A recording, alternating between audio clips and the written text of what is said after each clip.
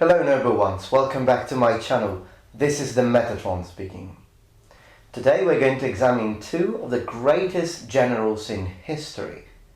The Carthaginian Hannibal versus the Roman Scipio Africanus.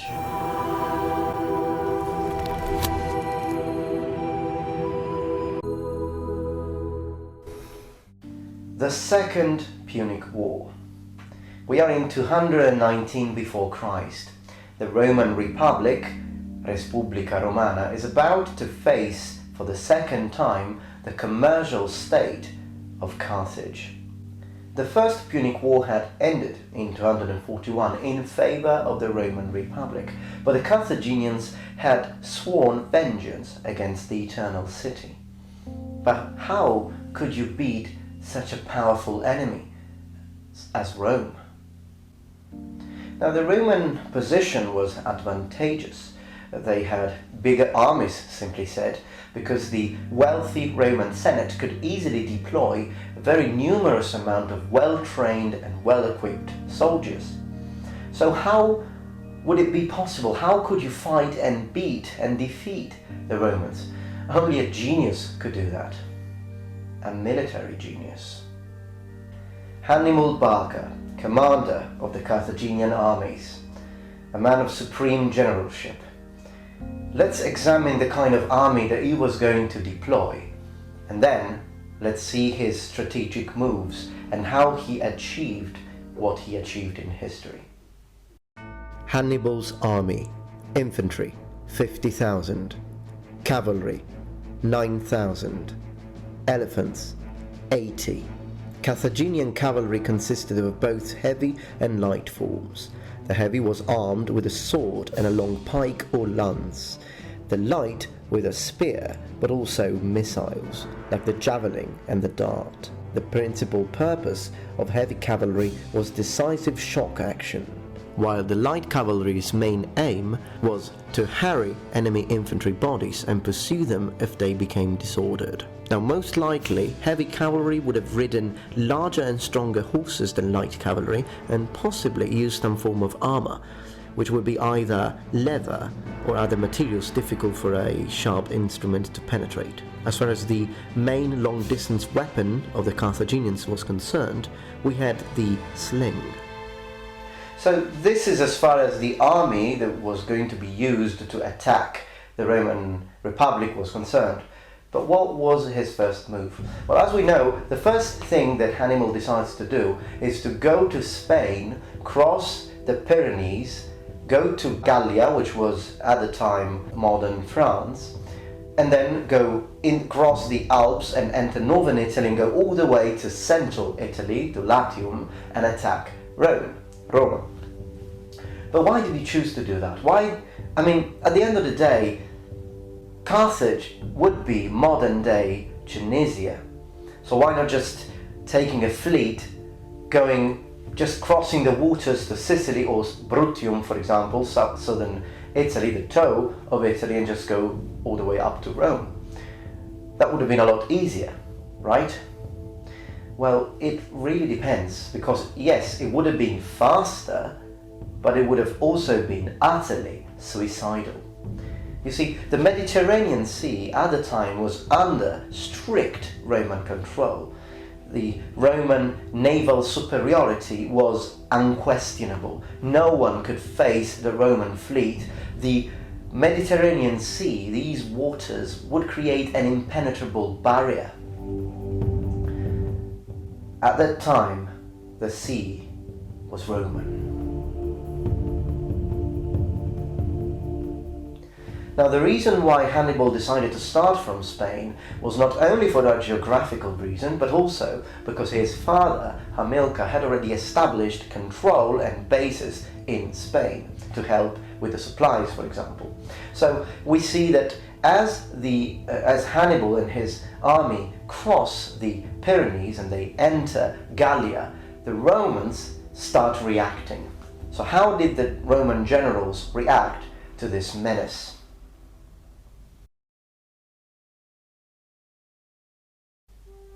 Now, the first general that I would like to examine is Publius Cornelius Scipio the Elder. So this is the father of Scipio Africanus. Now, since general names at the particularly Republican time can get very confusing because they're very similar, most of them have Cornelius and Scipio in their name, I will just refer to the father as Scipio the Elder and the son as Scipio Africanus, so we cannot get confused during this video.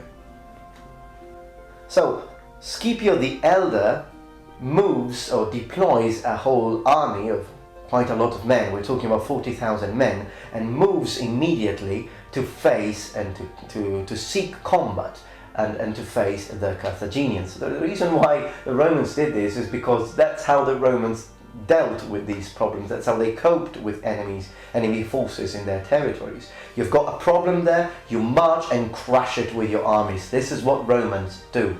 So he was very confident, of course, in his men, in his offensive warfare based on javelin throwing and short sword combat troops, legionaries. So he went there to face Hannibal. So what was Hannibal's reaction? Well, Hannibal knew very well his enemies. He knew the Romans were a formidable foe, and so he knew that they should not be underestimated. So he decides to evade open battlefield combat with the Romans, because regardless of the fact that he had a very strong and powerful army, well, the Romans were very, very powerful as well, and if he had left the Roman general the opportunity to choose his battleground, then most likely he could have lost, or at least even winning would have been victory would have had a very high price. So he chooses to go all the way north inside Gallia and start recruiting Gauls. So what is again the reaction to this move and to this strategic move of Scipio the Elder? Well, the Roman general chooses not to pursue his opponent.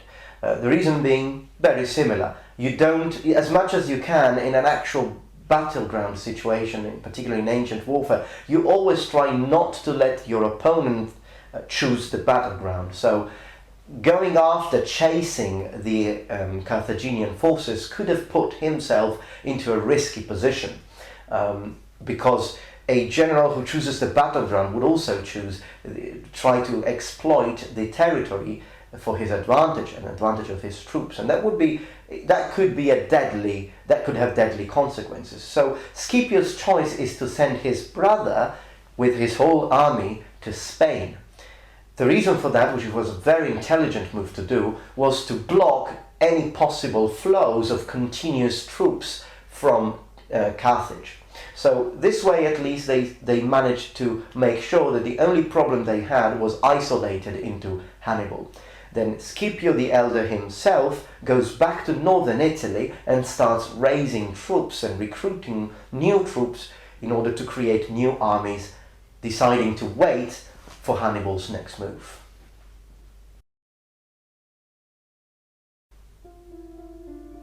As time passes, Hannibal finally chooses to enter Italy. Here we have the first enemy, the first real battle. And believe me, the first battle was not Romans against Carthaginians. It was Carthaginians against the Alps. Now, the Italian mountains, northern Italian mountains, with a very strong winter, were already heavy with snow. And they put up a very strong and brave fight to protect our homeland, to protect Italy.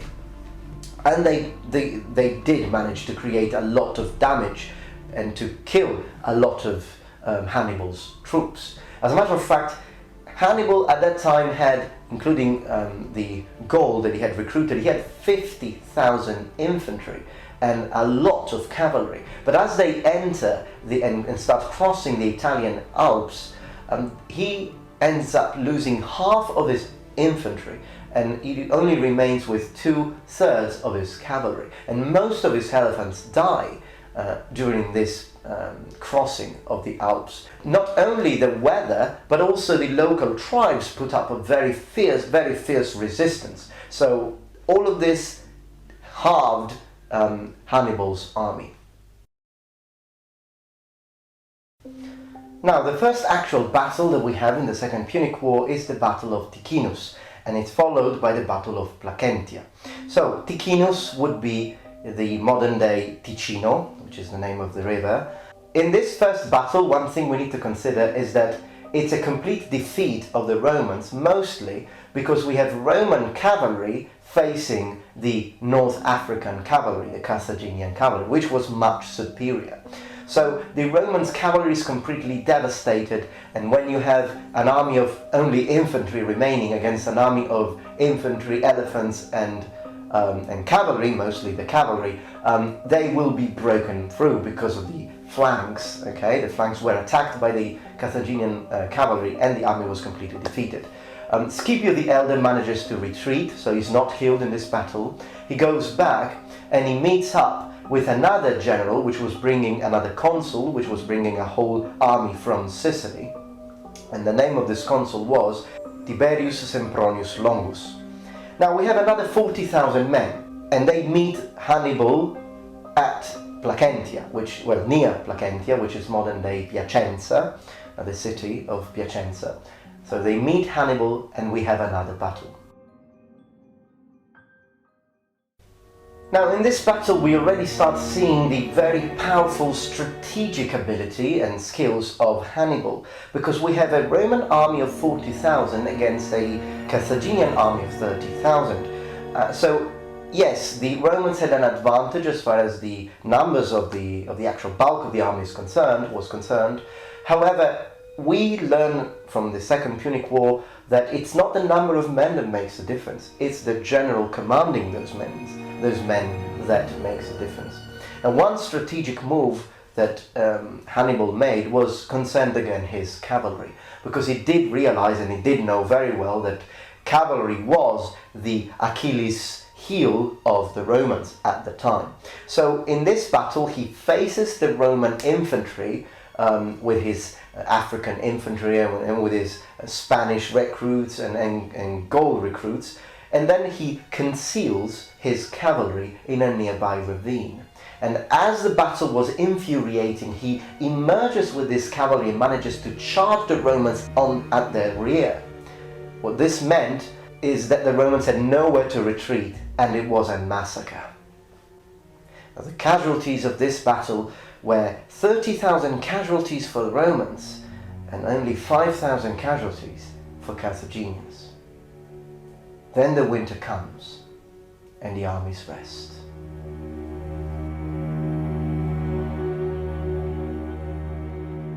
So here we are again. It's spring, and Hannibal starts again to proceed towards Rome. The Romans, in the meantime, had assembled two new legions, two new armies, and they had placed them in central or north-central Italy to try and stop the Carthaginians from reaching Rome. Now, these two armies were led by two consuls, Consul Gaius Flaminius Nepos and Consul Cnaeus Servilius Geminus. Now, the first one was made of 40,000 men, and he was stationed at Arretium, which is modern-day Arezzo, Tuscany, and the second one was made of 20,000 men, and he was stationed at Ariminum, which is modern-day Rimini on the Adriatic Sea. Now, just to give you, I'm not sure if you're familiar with Italy, so I'll just put an Italian map, a map of Italy here, and let's see if we can try to understand what was going on. Now, as you can see, if you want to reach Rome and you're coming from the north, from the Alps, you need to go through either the region of Tuscany, Toscana, or the region of Emilia-Romagna. These are the two. And these two legions that I have just mentioned, the one in Arretium was in Tuscany, northern Tuscany, and the other one was in at Ariminum, Emilia-Romagna. So this is where they are, all right? So they are blocking the enemy. What they wish to do is that if Hannibal crosses, they will converge, unite, and destroy him. That's the idea. Now, what do you do in this case? Well, Hannibal was very, very smart, because one thing that he understood about the territory in northern Italy is that if you look closely, there is a very small region on the west northern coast, which is called Liguria. This is where Genoa is. And if you cross that, it will eventually meet Tuscany, and you would end up skipping northern Tuscany and find yourself in southern Tuscany, which is a lot closer to Rome. It would have been a shortcut. Now, didn't the Roman know this? Of course they did. But they excluded this possibility because of the marshes that you had where the Arnus, the Fluvius, the river Arnus was. So what does Hannibal do? He does just that. So he surprises completely the Romans and he marches into the marshes, so into the swamps, with his army. Now this had a cost, of course, as he lost quite a lot of men. He lost actually sight from one eye. He became blind from one eye because of an infection, regardless of the fact that he was riding his last remaining elephant, trying to keep himself from the mud and water that you had in the swamp. And he achieved two things by doing this. First, he bypassed completely the Roman barricade of northern Italy, central Italy, finding himself in actual central Italy, and he cut off communication between the Senate and the two legions, the two consuls. He was now near Clusium, which is modern-day Chiusi, which is 30 miles south of Arretium, where Flaminius' legion was. So the reaction from the Romans here is that Flaminius rushes down to fight, to engage in combat with Hannibal, regardless of the fact that his officers had suggested him and advised him to first wait for Servilius, the other consul. Now, why did Flaminius run towards Hannibal? Because he was very afraid that Hannibal would march on Rome. Did Hannibal want to do that? He didn't, because he knew that Rome's walls were very high. He had formidable high walls, so it would have been very difficult to siege Rome. But he certainly pretended he wanted to do that, to attract Flaminius' reaction, to provoke Flaminius. So he did march towards Rome at a very slow pace, destroying and devastating the countryside in the meantime. So Flaminius meets Hannibal with his 40,000, and we have the Battle of Lake Trasimene, modern-day Trasimeno. In this battle, Hannibal again takes advantage of the heavy mist, conceals again his cavalry, and manages to repeat a second Placentia, destroying completely the Roman forces with a casualty ratio of 30,000 lost for Romans and 2,500 lost for Carthaginians. Rome is starting to understand that they cannot face Hannibal in the open field, so they start avoiding decisive confrontation, and they begin to use a strategy which would be similar to guerrilla or pinprick attacks, which is very strange from a Roman point of view. Now, this all happened during the dictatorship of Fabius, who had been elected to try to cope with this situation. But as soon as the Senate takes the power again and gets rid completely of this dictator, they assemble this greatest army that Rome had ever seen up to that date, led by Consul Terentius Varro and Consul Aemilius Paulus. This army was made of 80,000 infantry and 7,000 cavalry, the two consuls alternating command every other day. Now, Hannibal's forces now were made of 40,000 infantry and 10,000 cavalry. Now, the two consuls, regardless of the fact that they were both in command, they were both in charge, they had two different approaches to this matter. Paulus was more cautious and wanted to wait and find an actual appropriate location to fight, but Varro was more passionate. He was very confident of the fact that they had twice as many men as Hannibal, and on the day of his command, he uses that day to march and meet Hannibal at Cannae. Cannae, which is in modern-day Puglia, so we're talking about southeast. This one at the time of the Romans was called Apulia, which comes from the word appluvia, which means with no rain. So they meet at the river Aufidus, which is modern-day Ofanto. Both armies were arrayed in customary order, the infantry in the centre and cavalry in both wings. But Hannibal pushed forward his less dependable Gauls and Spanish foot soldier in the exact centre, while holding back his strong African infantry on either side. This advance provided a natural magnet for the advancing Romans, who struck at the Gauls and Spaniards, forcing them back just as Hannibal had intended. The Roman legionaries, flushed with apparent success, crowded into this opening, believing they were breaking the enemy's front. This is when Hannibal gave the signal, and the African foot suddenly wheeled inward from both sides, striking the Romans in flank and enveloping them into a tightly packed mass. In the meantime, Hannibal's heavy cavalry on the left wing had broken through the weaker Roman cavalry on that side and have swept around the Roman rear to drive away the cavalry on the Roman left flank.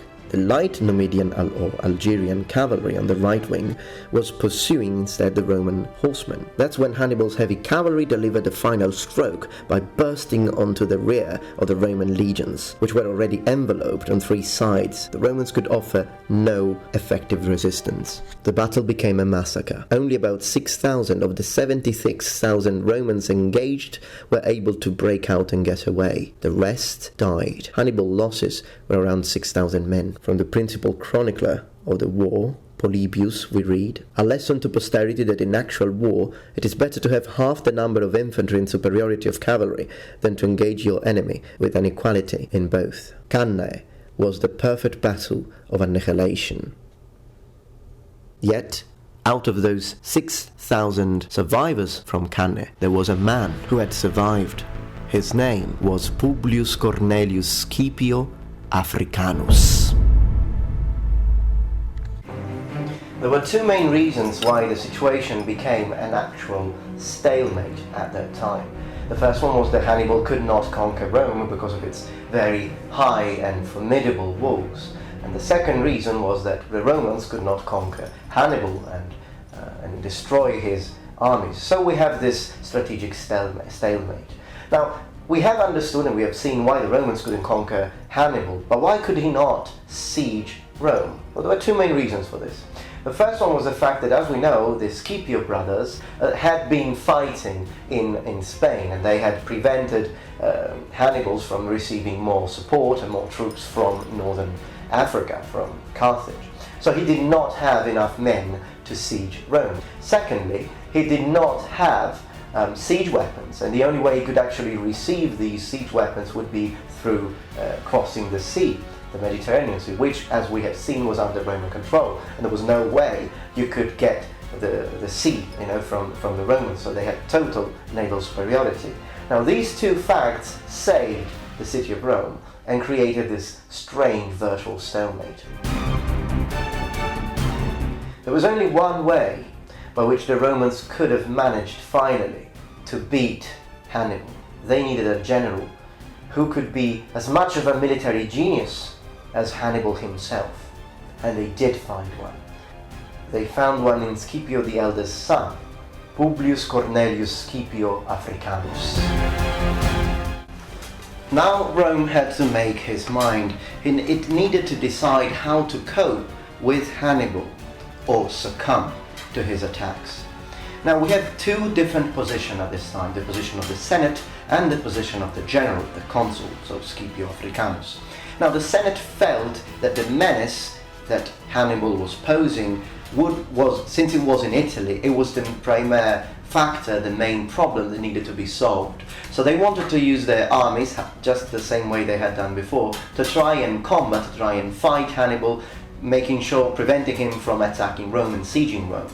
On the other hand, though, Scipio Africanus, the military leader of the legions, the legiones, felt differently. He had a vision that the key to stop the war and ultimately bring salvation to Rome was in Africa, bringing war directly to Africa, attacking Carthage. So we are talking about a counterattack. Well, initially the Senate was rather reluctant, but at the end of the day, they chose to give a lukewarm assent to Scipio's proposal, and Scipios moved and decided to go to Carthage.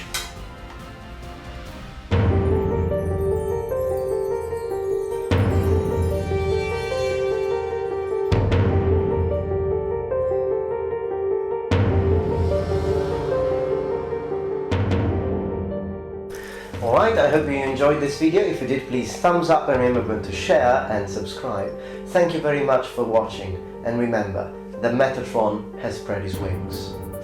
Valete!